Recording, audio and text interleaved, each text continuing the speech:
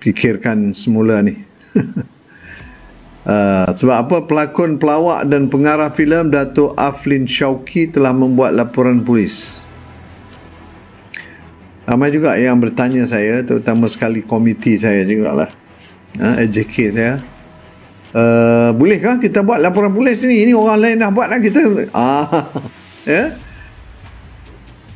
Okey, kita bahas dulu ya. Kita bahas dulu apa yang terjadi sebenarnya. Apa yang terjadi ya. Kita nak lihat Kuala Lumpur, pelakon, pelawak dan pengarah filem Dato' Aflin Shauqi yang tewas pemilihan jawatan ketua PKR cabang Setiawangsa membuat laporan polis antara lain mendakwa Jawatankuasa Pemilihan Parti JPP gagal mengurus perjalanan pengundian dengan baik. Okey. Itu poin yang pertama. Dalam laporan dibuat di Balai Polis Pudu malam tadi, beliau yang tewas kepada Ahli Parlimen Setiawangsa, Nik Nazmi Nik Ahmad, turut mendakwa banyak penipuan berlaku dalam pemilihan pada hujung bulan lalu. Katanya laporan polis dibuat terhadap JPP yang didakwanya gagal bertindak terhadap aduan mengenai kelemahan perjalanan pengundian yang diajukan sepanjang pemilihan berlangsung. Kami buat laporan polis terhadap JPP, banyak benda mereka lakukan. Ini menimbulkan syak wasangka dan benda-benda mereka lakukan terang-terang salah. Dakwa pelakon utama filem Papadom dan Sumolah itu. Seperti dilaporkan portal. Ya. Okey tuan-tuan, saya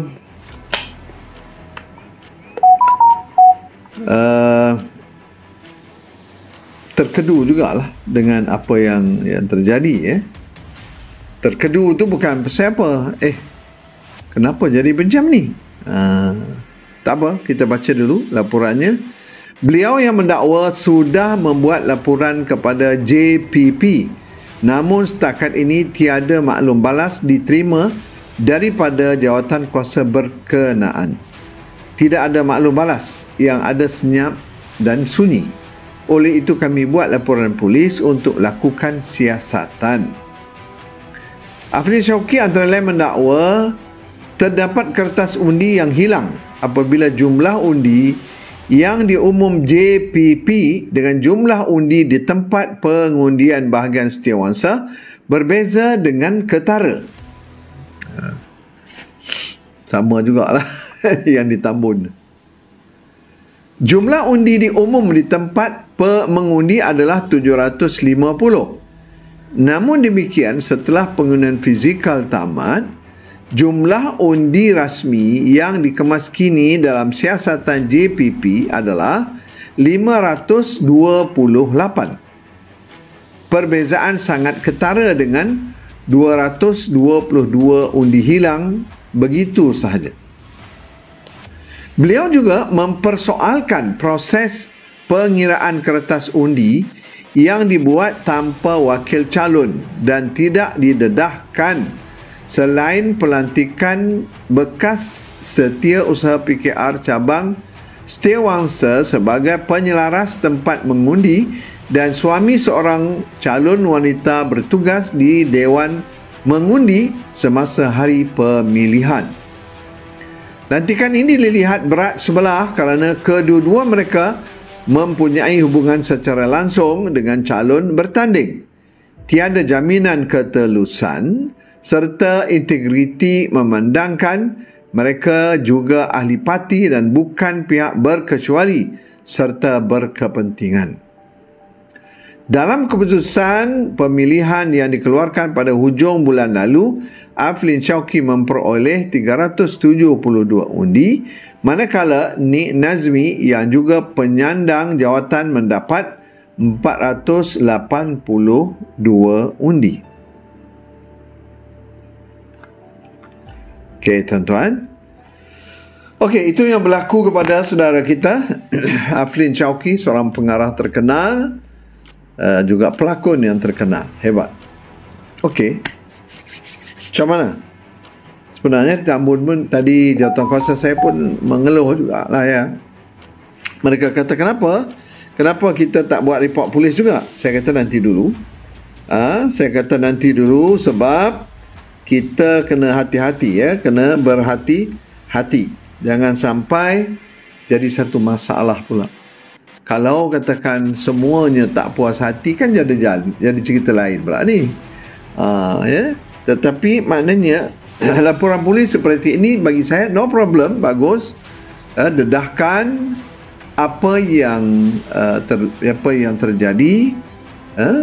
Saya rasa tidak ada masalah dari sudut itu. Cuma yang patut kita tanyakan sekarang ni ialah kenapa? Kenapa terjadi? Saya sendiri hilang undi 134. Saya tak tahu apakah 134 ni mengundi saya atau tidak, wallahu alam, tetapi hilang dalam kabus. Dan kita serius ni tu. Saya rasa ini hal yang patut dibaiki dengan segera. Ya. Ya, Pak Mus report polis. Nanti lagi buruk jadinya. Silap-silap parti terbatal. Kononnya bagus. Ini pun satu masalah juga. Ya. Jangan sampai di saat parti kita sedang harum, maksudnya sedang meningkat naik, ramai ahli bergabung, tetapi dengan cara yang begini mungkin juga akan menimbulkan masalah lain pula. Tetapi saya rasa tidak ada masalah kalau buat laporan yang jelas. Ya. Yang jelas. Maksudnya laporan tujuannya apa? Tidak ada masalah. Biar pihak polis yang membuat siasatan. Tetapi maknanya kalau katakan benda tu boleh di-repair, boleh dibaiki dengan segera, saya merayu kepada JPP dan pimpinan Parti Keadilan Rakyat supaya memberhentikan segala bentuk hal-hal begini. Ya. Kalau katakan JPP berdapat menerima sebarang komen, sebarang teguran dan sebagainya, saya terima dengan baik dan lapang hati, lapang dada, buka. Apa yang mereka tak puas hati, dedahkan. Ya, jangan tutup. Apa kita nak tutup? Masuk bawah kapet mau tak boleh. Kita tak boleh macam itu. Saya rasa parti kita ni parti yang mengamalkan demokrasi dan juga mengamalkan demokrasi yang reformasi.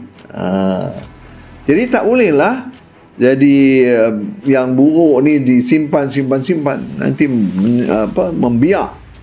Macam saya kata juga, saya tak bersetuju dan takkan saya bersetuju kalau ada calon-calon kita menggunakan wang ringgit untuk mendapatkan undi. Sebab ini kita tak buat.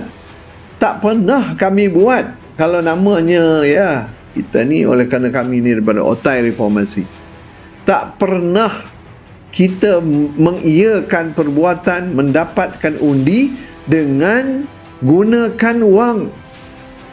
Itu yang kita tentang sejak 1998. Tiba-tiba sekarang ni kita tengok pula ada depan mata kita. Tuan-tuan rasa macam mana? Dan mereka ni orang-orang yang dah jadi calon, dah jadi YB. Kenapa kamu buat macam ni? Apa hal ni? Kamu nak bawa ke mana ni? Kan begitu. Ada bertanding, no problem. Kita bukan persoalkan kalah menang, bukan. Bagi saya, kita persoalkan ni aturan. Peraturan dah dibuat, ikutlah peraturan. Ya? Dan sekarang kalau kita ada pihak lain yang tak puas hati dan mereka tak puas hati kerana tidak dilayan dengan baik, lalu mereka nak pergi ke mana? Mereka pergilah ke pihak polis. Kan jadi berat ceritanya. Nanti di pihak polis pula panggil. Jadi susahlah. Kenapa tak solvekan problem ni? Bagi mana-mana tempat yang hilang undi ni, settle lah. Dan saya pun mula tertanya-tanya. Saya banyak juga kawan-kawan yang IT ni, pakar-pakar IT. takkanlah begitu mudahnya dalam sistem kita, dalam sistem digital ni, kesilapan-kesilapan yang bagi saya terlalu simple. Jumlah undi berapa, jumlah undi rosak berapa, jumlah calon A berapa, calon B berapa, hitung semua. Lepas tu kita tengoklah. Kalau katakan mana pergi, sepatutnya dia tally ya. Tiba-tiba tak tally, hilang pula 134. Yang saya ni kes lah, hilang 134. Jadi saya pun kata, kenapa pula jadi macam ni? Jadi saya merayu, bukan saya nak mendesak apa, saya merayu kepada JPP dan MPP yang ada sekarang ni katanya akan bersidang. Mohon ambil pendekatan yang segera selesai cara baik dengan mana-mana calon yang tak puas hati. Ya, ambil pendekatan yang terbaik. Jangan ambil pendekatan satu pihak. Jangan ambil pendekatan oleh kerana kita berkuasa kita boleh buat macam-macam. Saya rasa ini tak kena. Ya. Betul. Ini mungkin juga bukan salah JPP. Mungkin. Ya. Ini mungkin kerana sistem. Mungkin. Sebab banyak tempat yang tak betul. Bukan satu tempat aja. Saya mula-mula saya ingat saya je, tempat saya je kan. Rupanya saya tanya banyak tempat yang ada problem.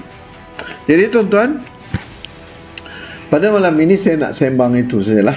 Mohon sekali tuan-tuan, puan-puan, tolonglah, terutama sekali pihak JPP, mohon ambillah pendekatan yang terbaik untuk solvekan problem ni. Kalau tidak nanti daripada Setiawansa akan pergi ke pula negeri lain dan sebagainya, nanti satu Malaysia pula buat laporan polis. Dan saya merayu kepada sahabat-sahabat sekalian, jangan terus membuat laporan polis tetapi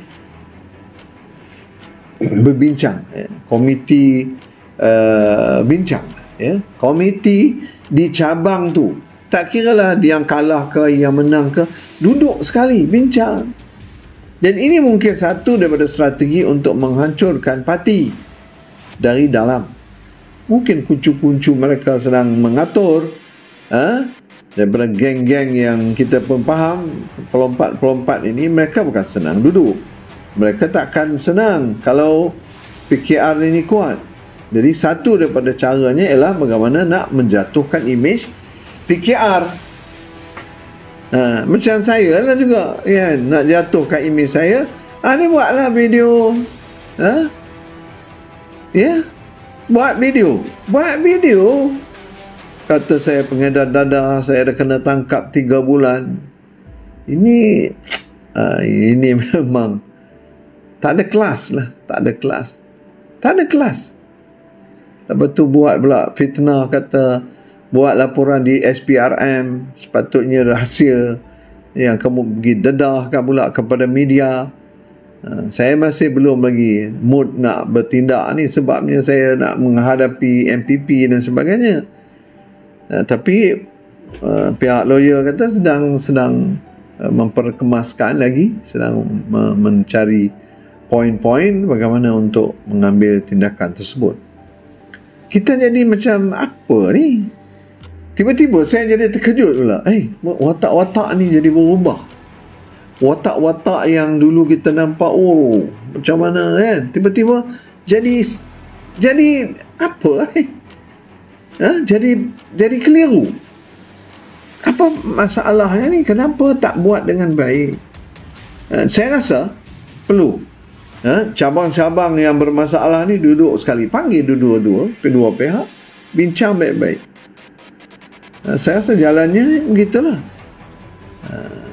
Nak bertumbuk, nak tumbuk apa? Nak tumbuk dinding. Nak tumbuk muka orang, jangan nak tumbuk muka orang, nanti polis datang. Jangan main-main jangan nak tunggu keras kepala pula, gangster. Tak ada, ini parti bukan parti gangster.